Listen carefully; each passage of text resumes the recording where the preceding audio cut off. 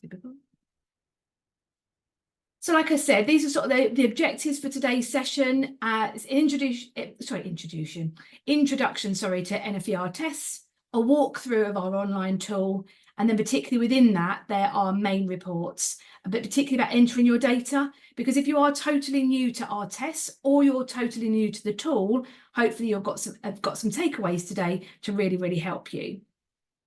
And then there's just a quote for us about how long NFER has been going, 75 years of assessment.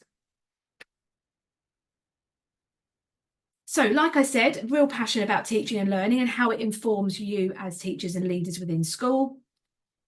So we have our autumn term tests that feel like way back in time now, that really provides that base or that baseline for the year, which will start to then monitor that attainment and progress as you go through. Some people may choose to do that in sort of October, or some schools will also choose to do that more November before we get to what I call as the crazy Christmas time. Our spring term assessments, which will have already been done if you purchased those, that again builds on that monitoring that progress and informing that teaching and learning, but particularly through the diagnostic guidance. And as you can see there on the right, that's just an example of it, that it shows you then an example of how much percentage got it correct within the standardised group. So if you think, for example, you within your children, or they didn't do as well as in a question, it might be comparable to the year group and the standardised trial within it. It gives you an overall view of that performance of the children that took the trials, misconceptions, but it will also give you an indicator of what you may be able to do within the rest of the spring or within the summer term, which we're obviously in now. And then that summer term tests really start to summarise that progress and attainment throughout the year. So whether you're doing the autumn, the spring and the summer tests, or you're doing all three within our suite, then you'll really be able to build on that. And then following the next year, building on the autumn, and then between that summer and autumn, you'll be able to track that. So in all our assessments, they are, like I've said, they're standardised. So it compares a standardised score. So within your teacher guides, you'll be able to see this grid, particularly this pink one in the middle, that it is a standardised score. It's a comparison that's made between your pupils and the other pupils taken at the same assessment at the same time. It's really, really useful to help you sort of identify those pupils that might need interventions or might need certain support within the class. And also that average standardised score is set around 100. So this is based upon the nationally representative sample. You can see on that grid, on the pink one or the pink table in the middle, and I've got on the right-hand side, about 2/3 of your pupils should be between that 85 and 115. Now, every cohort is different, and I'm sure there's a cohort in your school at the moment you go, oh no, it's year 4, or oh no, it's year 5. So that may not be necessarily the case between one particular year group, but that's just a benchmark for yourselves. So something to really remember is if, as you build up through time or as you progress doing our assessments, so if the standardised score remains the same, then that's going to indicate that the children are making the expected progress. So say they've got 95 and they get 95 the next time, expected progress. But if a pupil then increases on that or builds upon that standardised score, so from 95 then gets 100 in the next time, they're making more than expected progress. However, if it decreases, they're making less progress. But that also may be as you're teaching more of the curriculum, they're finding it hard to hold on to that or retain that information or skill. So age standardised scores, and what are they? That's a real common question that schools will ask. So an age standardised score, it takes into account the actual pupil's age in years and months at the time they sat the tests. And this is then compared to the pupils of the same age on that particular from the representative sample. And the average age standardised score is still set around 100. So whether it's, so for example, if a child is 6 years, 7 months in the summer term, and it's compared with, you want to look at the age standardised score, it's compared with someone that also was 6 years, 7 months within that time. And then you'll be able to see the comparison between a standardised score and an age standardised score alongside each other, again, next to the raw score. I will show you that within our view results section about how you can then see that. So we're in the summer term. Like I said, the sun is out, fingers crossed it stays there. But in your teacher guides within the summer term, you'll see that there are assessments and they're linked to the age-related expectations. So like I've said, where can I find this? I've actually written down the bottom. Now, this grid is within each of the teacher guides. So if you're a senior leader and you're not necessarily have teaching responsibility, you might need to look at those teacher guides. So in there, you can see that this contributes to the judgments and your teacher judgments within the year. So this will then give you, you'll have a standardised and you'll be able to look at the age-related expectation alongside it. And this is really to show you then how many marks out of how many. So this is out of 37. This is a year 3 reading summer. And then you can see between 17 and 29 is then that age-related expectation. But this is that piece of information that you look alongside your standardised score as well that informs your judgments, or your teachers to inform their judgments. So getting the most out of your teacher guides. Like I said, there's one for each subject. So it shows you about how the structure of the test is organised. So whether that's in, if you think of maths, in Key Stage 2, about your arithmetic and your 2 reasoning papers. It offers you support for when using the test with children with additional needs. So there's always a page in there to explain how you may use extra time if there is something you're doing in your school, whether you're going to have an amanuensis, a scribe, a prompt, all the things that you would do, but it gives you some advice and support on that. Also about what you might need to do before and during the test. So really thought about administration and that will really help you as teachers. It will also give you the timings in there. This is much nearer the front of the paper of the teacher guide. And in there, for example, in years 3 and 4, in the reading, it will say about having a break. Then that might be something you'd like to do over an actual morning break, if you think of a morning in primary school, or it may be you might want to have a break over a day. So you might do part 1 of the reading test, say on a Monday, and part 2 on the Tuesday. It also has an easy view of the programmes of study. So from the national curriculum to all those different questions, you can then see those programmes of study for each one. It also has that specific guidance about how you mark those questions. So it's got the question there, the programme of study is indicated for that question, and then how you can mark it and all the suggestions, particularly if you think of in the reading paper about the all the different answers you may have, particularly for those 2 or 3 mark questions. Also, it's got then the standardised and age standardised information tables right at the back. So sort of conversion tables. So it will have your raw score, say 19, and what that is converted into a standardised and an age standardised score. Although you can do that straight into our tool, which I will be showing you later. So rather than doing the conversions, putting it onto some form of database within your school or an Excel sheet or on a notepad, you put the raw score in the tool and it will convert it for you. Saves definitely time.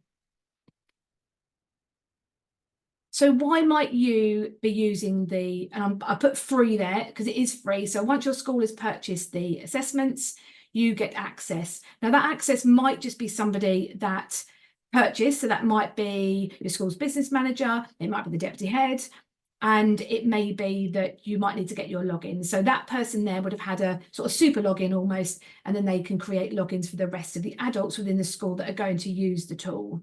I will show you how to do that in a moment.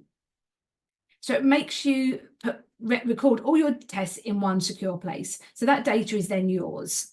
Like I said earlier, it converts it from a raw score to a standardised and then an age standardised score. You can then compare within a year group if you've got more than one form entry, and also then with that class data. It will identify gaps. So whether you're putting in the raw score only or whether you're putting in, I call it the 1s, 0s and X's, and that will then start to identify programmes of study gap maybe, or types of question gaps. It will also produce instant reports that you may want to share with staff, with parents, as in information for parents to help you and other stakeholders in your school, whether that's governors, trustees, etc. These reports also are really useful for subject leads. So if you do have subject responsibility, particularly for English or for maths, this is then really helpful, or team leaders, phase leaders for your year group to feedback on. And you then create custom reports by year group, and you can filter by any demographic or contextual information. You can also create groups as well. If I have time, I will try and show you that today as well, because that's really useful. So these are just screen grabs of what things are going to look like. When I go into the tool, you can then see that. So this is viewing your results. So if you are going to put just the raw score in, so you've marked your tests, and you've put the raw score in, this is then what it can show you. And then if you click on the export data, then it takes it straight to an Excel, which you can then manipulate that data and have it in looking at the pink grid I showed you earlier, the standardized grid. You can then maybe color code it, or you might have colors within your school that you use or within your trust. But you can see there the raw score, standardized and age standardized, all in one information.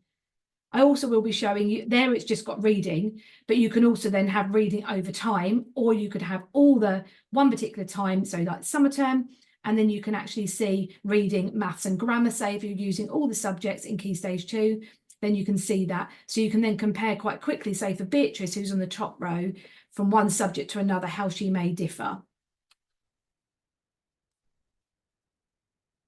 Like I said, so the view results is not classed as a report. However, I think it's really, really useful. Then we move on to the 4 key reports. So you've got individual progress. This shows the pupil's standardized score and the age-related expectation for those summer term assessments. And this is just for like a screenshot almost for each individual child. Then you've got attainment comparison. Like I say, I've said this quite a lot. It's probably one of my favourite, and it really gives, I always look for patterns and trends and trying to find out information. And this is definitely one that you can see that. This allows you to make a direct comparison between pupil scores for a same subject over 2 times, or comparison in the same time but different subjects, and I will then be able to show you that. Then there's question level analysis, and there's program of study. Those two are in tandem. Now, if you are able to put in the 1s, 0s and X's, and when I'm showing you in a moment the entering data, I'll be able to show you that you might decide to do that for all of your pupils, or you might decide that actually you're going to do it for a target group within your class, if you're a class teacher. If you're a leader in school, that might be something you want to have a focus on for your whole school and think, actually, our focus this year is maths, or our focus is a vulnerable group of children, then that might be who you're wanting to put the 1s, 0s and X's in to get a bit more of a granular idea of those particular key pupils in your school. So the question level analysis gives you the breakdown of the results by question for all your class, year group. And the last one, like it says, the program of study, it is a summary then of each curriculum domain and how you then might see it based on the comparison between the standardized group and your pupils. And that can be, again, at class level, year group level, or group level if you're going to do that. So this is the individual progress one. And at the moment, you can just see maths, but it has reading, maths and grammar on the same page. And then I've just got the key at the bottom where you can see those colours. So you've got the little diamond that shows in the standardised score. Then you've got the confidence bands that are in the black lines either side of it. And then you can see as time goes on, the summer term is where it's got the colour bands. So you've got the standardised as in a comparison to the age-related expectation. And obviously green, so you can see this child's got a particular journey in maths where they've gone up and down slightly, and you might then need to sort of have a look at how that might look, or maybe for discussions with teachers and why, for example, for this particular child in autumn year 3, why might it have been particularly high? What was so successful for that child? Or why maybe then in the spring term, does it look like there's quite a dip for that particular subject? Like I said, this is sort of my favourite.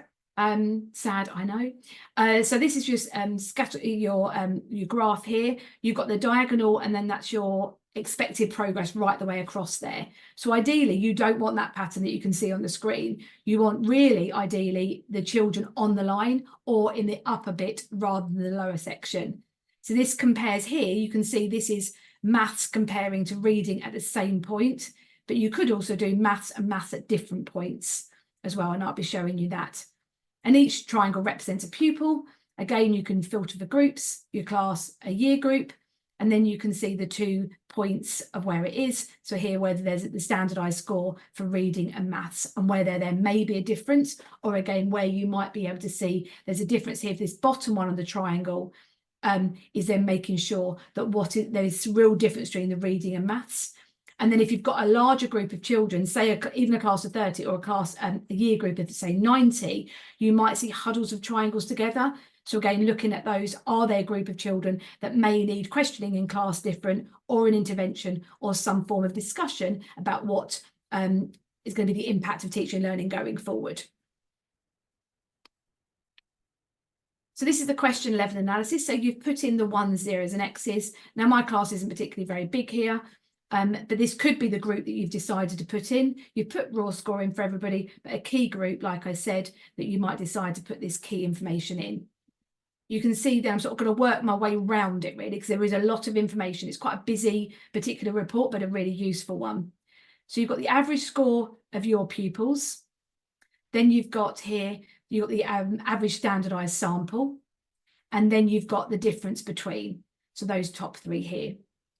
As you can see, there's colours across here and this red one here.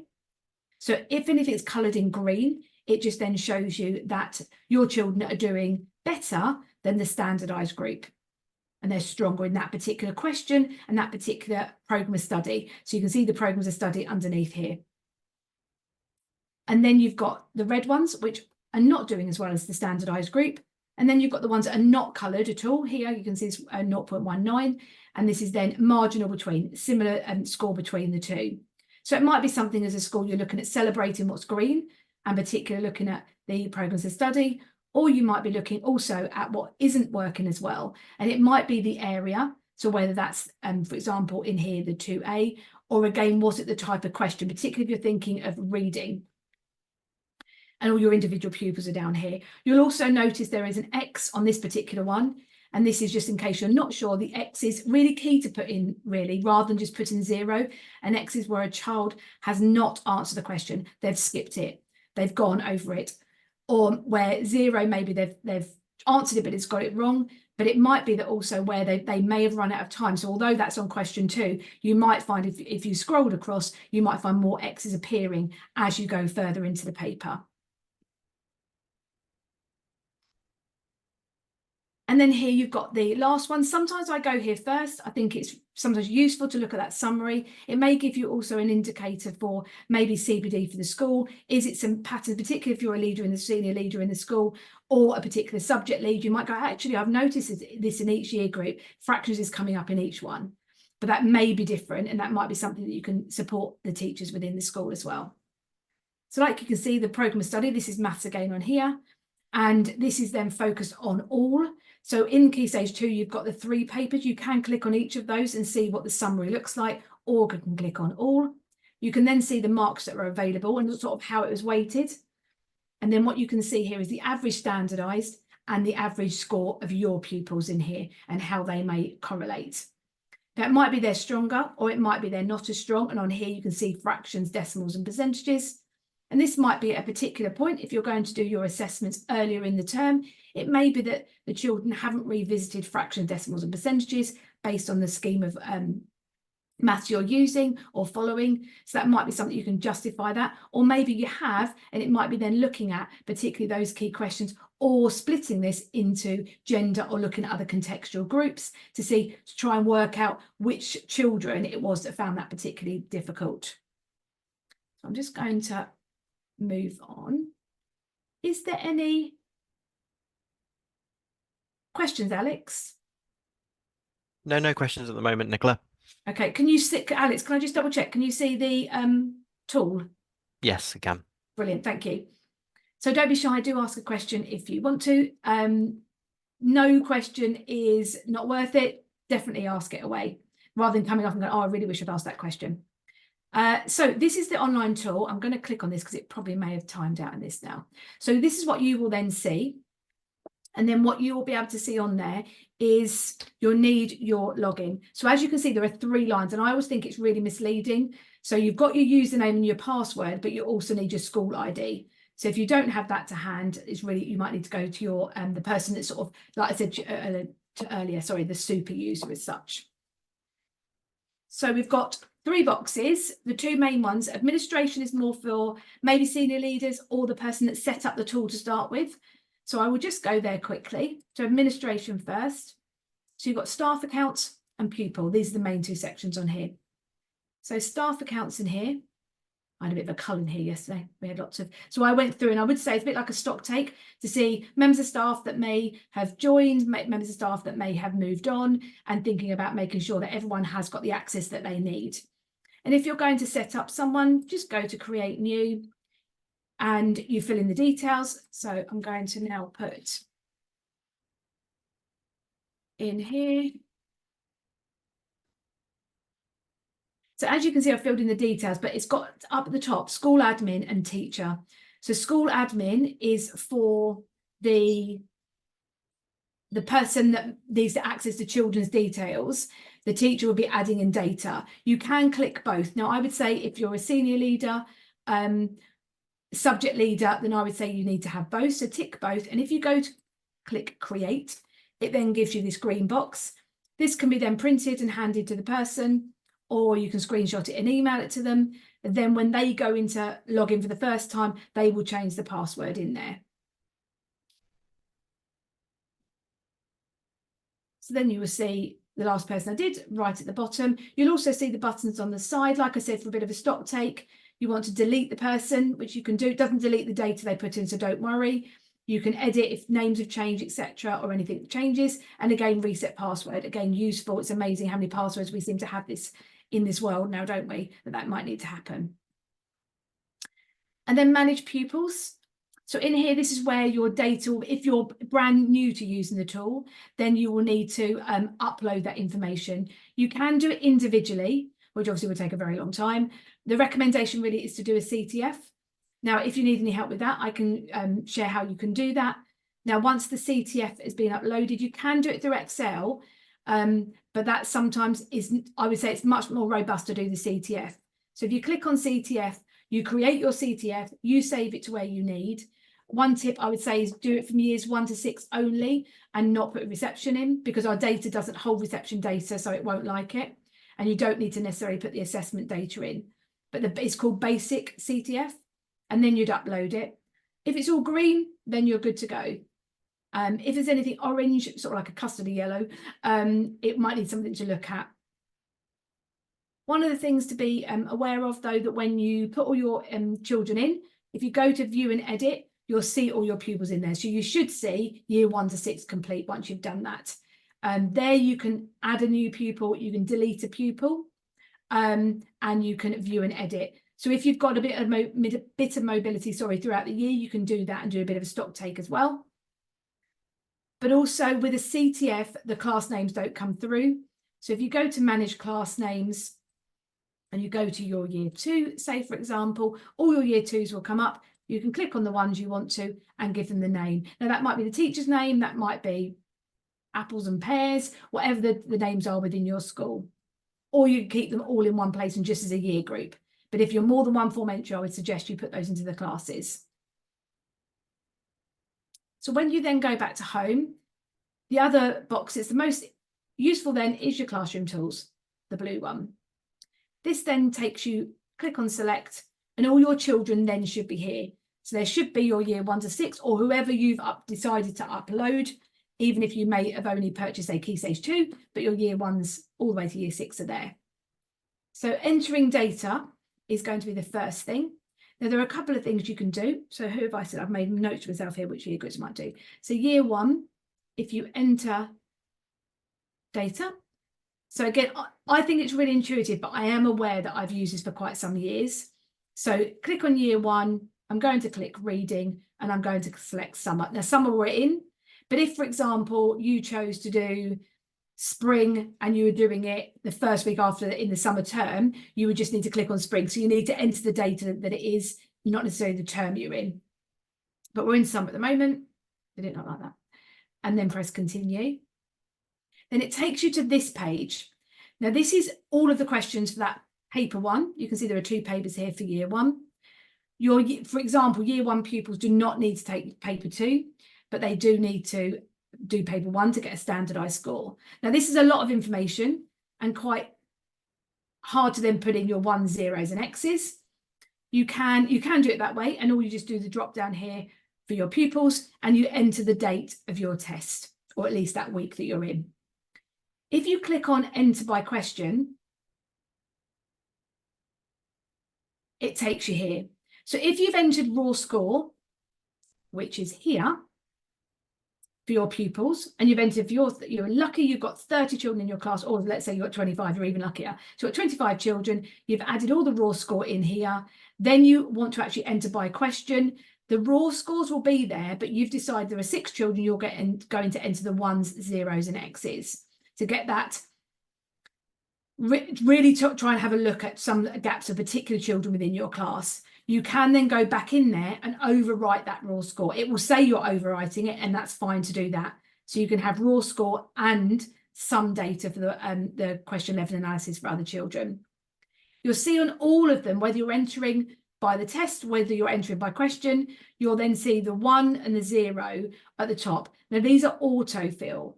So you can then click on any of these, or you can see on this one, this no entry means omitted. I think if they'd have put an X there, it would have looked like X, why it wasn't, but it's a no entry. If you click on that, that will give you an X, which will then indicate to you maybe a particular question children found difficult, or like I said, if you go along here, there might be then where you've actually put in X's much further along the paper. I definitely knew with my year 2s, by the time we were getting further along, they may be then getting tired. Click on the save, and that information will be there. And again, you can drop down here if you're in the same place. You don't need to keep going back. You then can change that then to maths. And then you'll now be on maths. And again, there's paper 1 and paper 2 for maths, and then the date in there.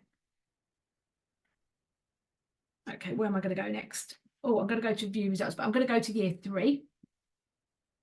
So year 3, so here you can see on year 3, there are 2 classes. So if you're a 4 or 5 form entry, you'd have all 5 boxes along here. If you're only 1 form entry, you'd have 1 there. If you're mixed classes, now, for example, on here, I don't have it, but you would have then year 1Bs and year 2Bs. So that's where those children will be split across there, but it is obvious for where. You just need to be careful when you're adding in that data for those children. So I'm on year 3 with leopards and dolphins, and then I'm going to go to view results. So like I've shown you earlier, I'm going to go to reading year 3 all, for example. So this will then show you reading for the child for autumn, spring, and summer. Or if you just wanted to see it for the term that we're in now, that will then just show you like the one I showed you on the screen earlier. That's reading in the summer term that we're in. The raw scores have been entered, and you can then see a standardized score and an age standardized score. Now, when you export it, you can then, let's see which one have I got. So in here. So you'll then see, hopefully, that you'll then see the children in here. So this is year 3. This is my dolphin and leopards. You could then filter this if you've got more classes on there. Now, all it does is there isn't any colours on here.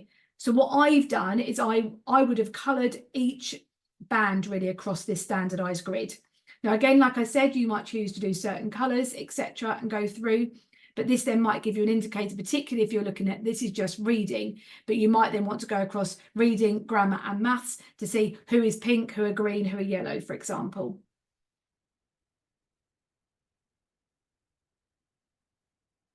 And again, the more data you're entering, particularly if you're new to entering the data, you're only going to have this summer term. But as you continue to do the assessments and continue to enter the data, more data will be in there and stored for you. So I'm going to go to year 6 now. So now we've got those reports. So we've got here, so entering your data here, view results is where I've just been, where you can see that raw score converted rather than looking at the tables within the teacher guides. And then you've got generate reports. Oh, I said, it will tell me, like we said, that custody yellow. So year 6, I'm going to go to generate reports. So if you've got here, so the individual progress, so where earlier I showed you it was just maths, so you'll see for Amanda on here, for example, you will then see her reading, her maths and her grammar. Now her scores are pretty strong, but they are up and down slightly, so then it's having a look. And then what seems to have happened to Amanda over here? So you can then see real discussion about what might have happened there. And you can see then, let's go on someone else. Let's do Colin. So then this is a different picture. So then have a look at that. And again, this particular report as such, I think is useful to have as a printout. And this might be for pupil progress meetings, or it may be for parents' evening, for the teacher to discuss with parents, not to necessarily hand them out. And then also it might be for transition. Now we're in the summer term, we've got a bit of a way to go, but there might be that handover information from one teacher to another to talk about children where they may make their notes on. And then I'm going to stay with year 6 and look at the attainment comparison. Like I said, this is my favourite, or one that's definitely for topic of conversation. Now, I think this is used for subject leads. I think it's useful for class teachers, team leaders, etc. Really useful. So I'm going to look at reading first.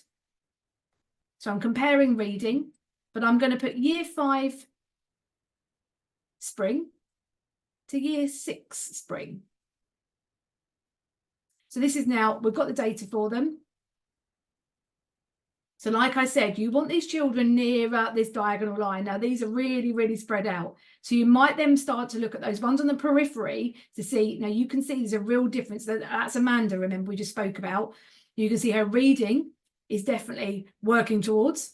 And you can also then see her reading in the in year 6 has got up to 134. So a real difference between her year 5 and her year 6. And again, the children here, where it's then different the other way around. So the lower part, then you've got then their year 5 reading was stronger. I'm then going to have a look at, I'm now going to do reading year 6 with maths year 6, but I'm going to do, so the same point, but I've now changed the subjects to different variables really. So you can see, again, a different picture for this. So then you're seeing they're all on the lower side, which is then showing you that actually their maths is not as strong. So as a cohort, you would say that their maths isn't as strong as their reading. So if you're thinking of something like the combined score, particularly in year 6, but lower down the school, then this is year 6, but you could be looking at year 3 for this. Is there something you haven't noticed necessarily in class and the difference between? And then I'm just going to go, so you could then do reading and grammar. And again, very different again. Like I said about patterns and trends and what's it telling you. So these children are much more in line between their reading and their grammar than they are between their reading and their maths. Again, you can filter any of these. So if you're looking at a very large year group, you could then filter by class, or you can filter by any of the drop downs here. So I'm then going to go to year 4. I'm going to click to now. So back to the generate reports. So we've got question level analysis and program of study. Like I said, they're in tandem. You can do them whichever order you like. So I'm going to go here first.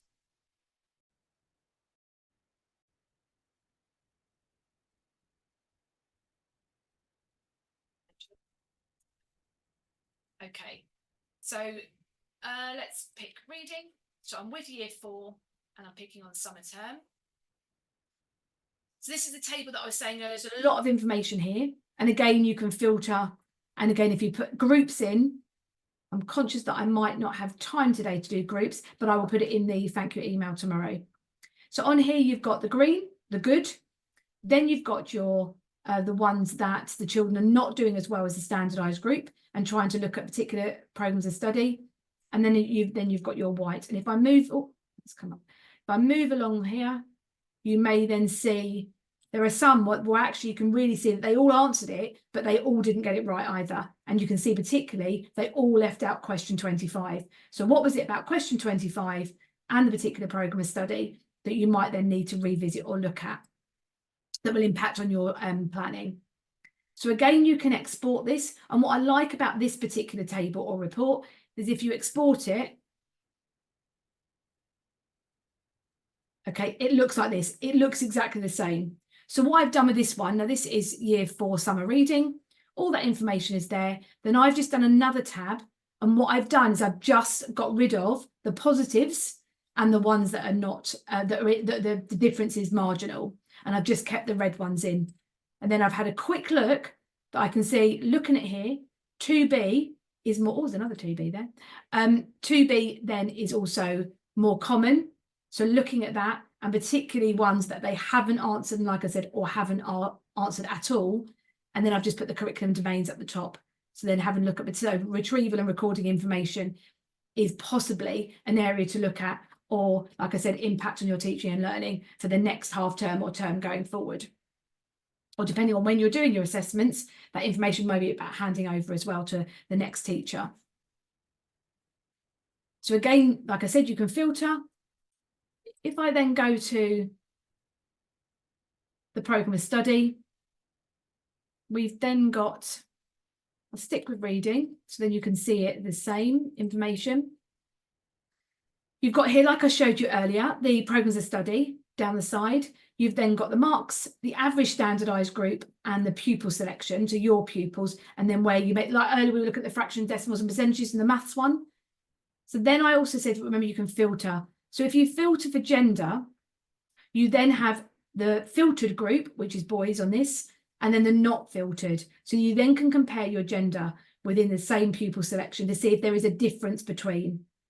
Now, there is definitely a difference. Now, pupil selection is just under for making inference, but there is a little bit of a difference between the boys and girls within that.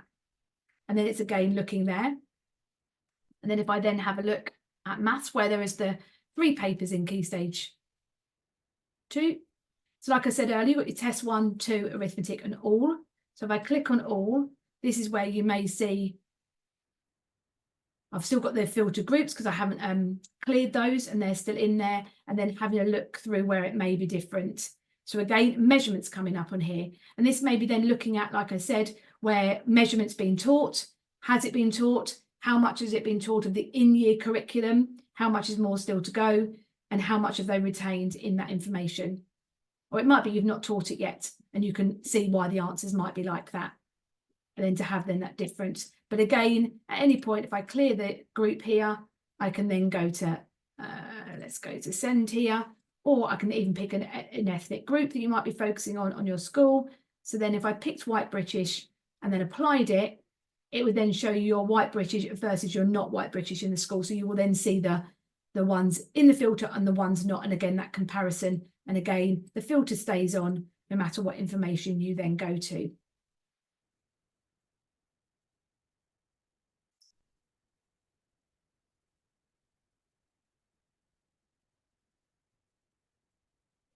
Can I just double check, Alex, what can you see? It's now gone right the way to the end, isn't it? I can see the beginning of the presentation. I'm going to whiz right the way through, everybody. Oh, no, I won't. So one of the information on there is when you're on the tool, there is also a support button, which you can click. So if you're on something and you're not sure of the information, you can then type in, say, for example, CTF, and that will give you the key information as well.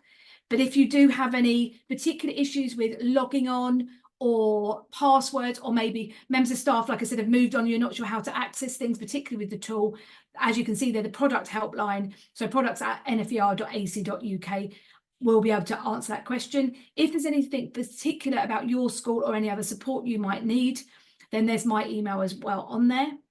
Something else we would like to just find out is that we're sort of actively looking at the moment is our Year 2 summer, which I know obviously the government have made that change this year. And hopefully Alex will be able to put as a Year 2 poll up to see if it was something we were going to have available for schools. Would you be interested in it?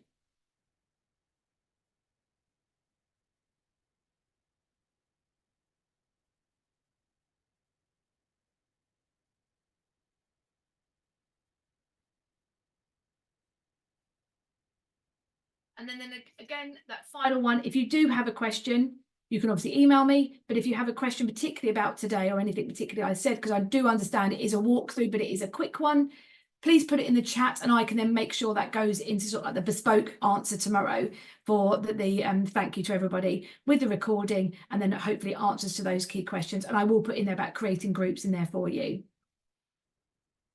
But if not, what are we on time-wise? Oh, I've given you a minute back. How gracious of me. Now, thank you very much for your time this evening. Like I said, make sure you go and grab some of that vitamin C and that sunshine while it's still there. And have a great rest of your term. Thank you very much, everyone.